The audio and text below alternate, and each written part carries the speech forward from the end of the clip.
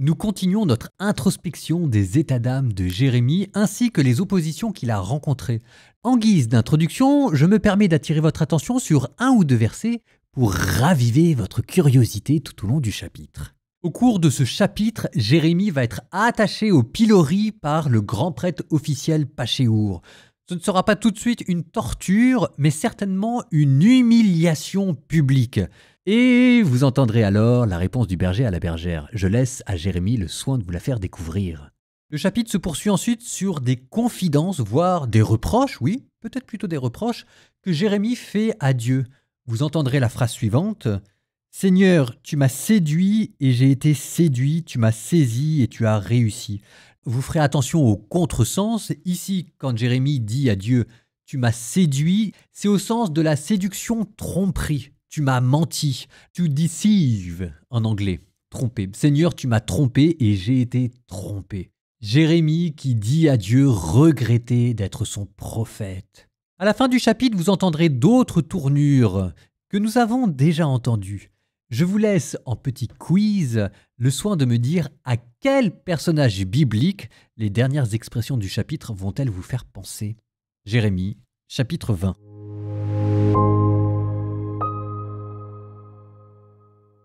Le prêtre Pachéour, fils d'Imer, responsable de l'ordre dans la maison du Seigneur, entendit ce que prophétisait Jérémie. Alors, Pachéour frappa le prophète Jérémie et le fit attacher au pilori qui est à la porte haute de Benjamin, celle de la maison du Seigneur. Le lendemain, comme Pachéour le faisait détacher du pilori, Jérémie lui dit « Le Seigneur ne t'appelle plus Pachéour, mais épouvante de tous les côtés. Car ainsi parle le Seigneur, voici que je vais faire de toi un épouvantail, pour toi-même et pour tous tes amis. Ils tomberont sous l'épée de leurs ennemis, tu le verras de tes yeux. Je vais livrer tous les gens de Juda aux mains du roi de Babylone. Il les déportera à Babylone, il les frappera de l'épée. Je livrerai toutes les réserves de cette ville, tout le fruit de son labeur et tout ce qu'elle a de précieux. Je livrerai tous les trésors des rois de Juda aux mains de leurs ennemis, qui les pilleront, qui les prendront, qui les emporteront à Babylone. Toi, Pachéour, et tous les habitants de ta maison, vous partirez en captivité. Tu iras à Babylone, et là, tu mourras. Là, tu seras enterré, toi et tous tes amis, auxquels tu as prophétisé le mensonge. Seigneur, tu m'as séduit et j'ai été séduit. Tu m'as saisi et tu as réussi. À longueur de journée, je suis exposé à la raillerie. Tout le monde se moque de moi. Chaque fois que j'ai à dire la parole, je dois crier, je dois proclamer violence et dévastation. À longueur de journée, la parole du Seigneur attire sur moi l'insulte et la moquerie. Je me disais, je ne penserai plus à lui, je ne parlerai plus en son nom. Mais elle était en moi comme un feu brûlant dans mon cœur. Elle était enfermée dans mes os. Je m'épuisais à la maîtriser sans y parvenir. J'entends les calomnies de la foule. Dénoncez-le, allons le dénoncer, celui-là, l'épouvante de tous les côtés. Et tous mes amis guettent mes faux pas. Ils disent, peut-être se laissera-t-il séduire, et nous réussirons, et nous prendrons sur lui notre revanche. Mais le Seigneur est avec moi. Tel un guerrier redoutable. Mes persécuteurs trébucheront, ils ne réussiront pas. Leur défaite les couvrira de honte, d'une confusion éternelle, inoubliable. Seigneur de l'univers, toi qui scrutes l'homme juste, toi qui vois les reins et les cœurs, fais-moi voir la revanche que tu leur infligeras, car c'est à toi que j'ai remis ma cause. Chantez le Seigneur, louez le Seigneur. Il a délivré le malheureux de la main des méchants. Maudit soit le jour où je suis né, le jour où ma mère m'a enfanté, qu'il ne soit pas béni. Maudit soit l'homme qui annonça à mon père cette nouvelle qui le combla de joie. Il t'est né un fils, un garçon. Cet homme deviendra pareil aux villes que le Seigneur a renversées sans pitié. Il entendra la clameur au matin et le cri de guerre en plein midi. Maudit soit le jour qui ne m'a pas fait mourir dès le ventre. Ma mère serait devenue mon tombeau, et son ventre me porterait toujours. Pourquoi donc suis-je sorti du ventre? Pour voir peines et tourments, et mes jours s'achever dans la honte.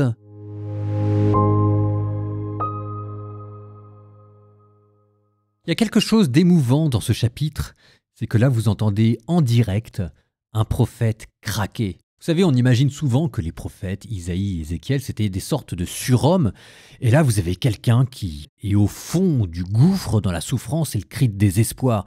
Ça existait du temps de Jérémie. Vous retrouverez ça, par exemple, dans d'autres grands saints. François d'Assise. On raconte comment François d'Assise était tellement déprimé en voyant ce que les frères franciscains étaient en train de faire de son ordre qu'il était parti faire une dépression dans une grotte et que c'est à ce moment-là qu'un ange lui apparaît pour lui donner les stigmates. On appelle ça les nuits de la foi et parfois ça peut aller jusqu'au désespoir. Je vous les redonne, ces paroles que vous avez entendues.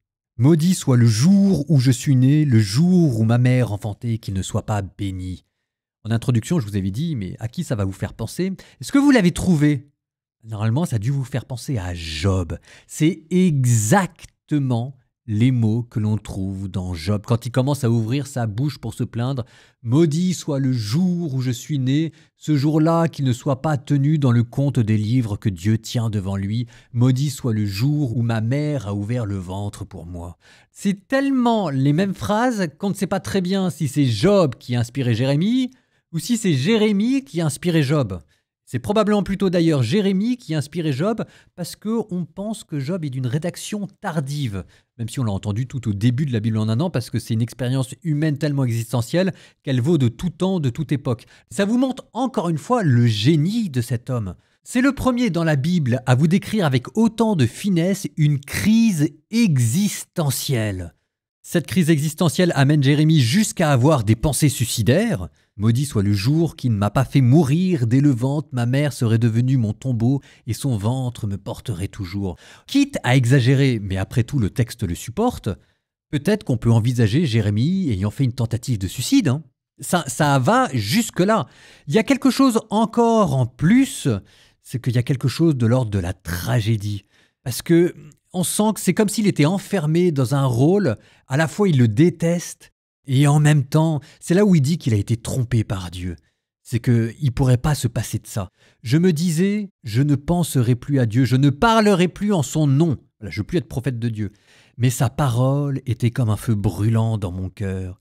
Elle était enfermée dans mes os. Je m'épuisais à la maîtriser sans y réussir. Qu'est-ce qu'il brûlait dans le cœur de Jérémie? Est-ce que c'était l'amour de Dieu? Est-ce que c'était l'indignation devant les atrocités que ses concitoyens commettaient? Probablement les deux. Et là, vous avez ce que c'est qu'être un prophète. Être prophète, avant d'être une bénédiction, c'est une malédiction. Être prophète, c'est connaître la défaite de Dieu sur terre. Changeons d'endroit, changeons de civilisation, mais ces pages que vous venez d'entendre de la part de Jérémie, vous ne les auriez jamais entendues dans le Coran. Dans le Coran, être prophète, parler au nom de Dieu, comme Dieu est tout puissant, c'est forcément accompagner Dieu dans sa victoire. Dans la Bible, être prophète, c'est parler du rejet de Dieu et de la défaite qu'il connaît dans le monde parce que personne ne veut de lui. Et il y a tout ça dans Jérémie. Vous avez à la fois la profondeur de l'introspection spirituelle et psychologique, vous avez les crises existentielles, vous avez la découverte de ce qu'est le charisme prophétique, et vous avez même encore autre chose avec cette altercation avec Pachéour, le prêtre responsable du temple. Jusqu'à présent, on avait plutôt l'habitude d'entendre des prophètes et des faux prophètes. Ici, on entend des prêtres et d'autres prêtres. Jérémie était prêtre. Souvenez-vous, il habite Anatote, là où s'était réfugiée la lignée sacerdotale maudite du grand prêtre Élie. Et là, qui s'oppose à Jérémie, un prêtre institutionnel. Au début du livre des rois, les lectures qu'on entend en première partie des épisodes, c'était la figure du prophète qui avait grandi et là maintenant elle est en train de diminuer pour être remplacée par la figure du prêtre. Vous allez me dire, très bien, on s'en fiche un petit peu. Et non, je crois que vous n'avez pas très bien compris jusqu'où ça nous emmène cette affaire. Jérémie, c'est l'homme de Dieu qui est en but, non pas au prophète, non pas au roi, mais au mauvais prêtre, qui refuse d'entendre Dieu, qui refuse de prêcher la conversion et qui prêche par haine des Babyloniens et des Assyriens, des rêves de liberté et d'indépendance nationale. Si les rois de Juda plus tard tomberont, c'est parce qu'ils auront été conseillés par ces prêtres qui leur disaient de partir en guerre contre Babylone et l'Assyrie, parce que forcément, comme il y avait un temple à Jérusalem, forcément ils allaient connaître la victoire. Est-ce que vous voyez là où je veux en venir? Toujours pas? Je continue. Ces grands prêtres, sachant qu'ils se réclamaient de ce premier grand prêtre que David avait institué à Jérusalem, Sadoc, Achéour, c'est le premier Sadducéen que vous venez de rencontrer. Et là, vous voyez quand même où je veux en venir. Je veux en venir à Jésus.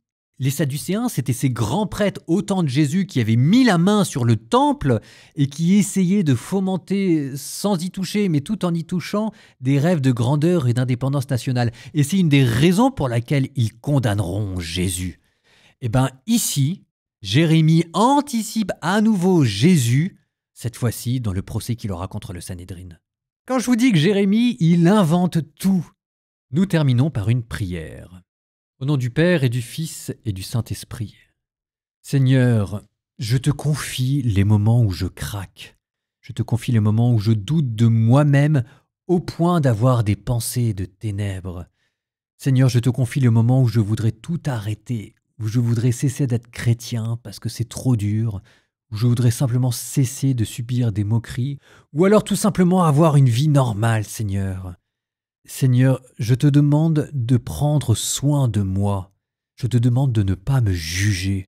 Seigneur, je fais ce que je peux, et tu m'as demandé une tâche qui est au-dessus de mes forces. Tu réclames de moi la foi, et j'essaye de te la donner, Seigneur. Mais je t'en prie, quand je n'y arrive pas, aide-moi et ne me juge pas. Aide-moi parce que c'est toi que j'aime. C'est ta parole qui, au fond de mon âme, et dans mes larmes, dans mes pleurs, il y a d'abord le cri de ma misère et de mon malheur, et non pas le cri de mon découragement. Seigneur, aide-moi.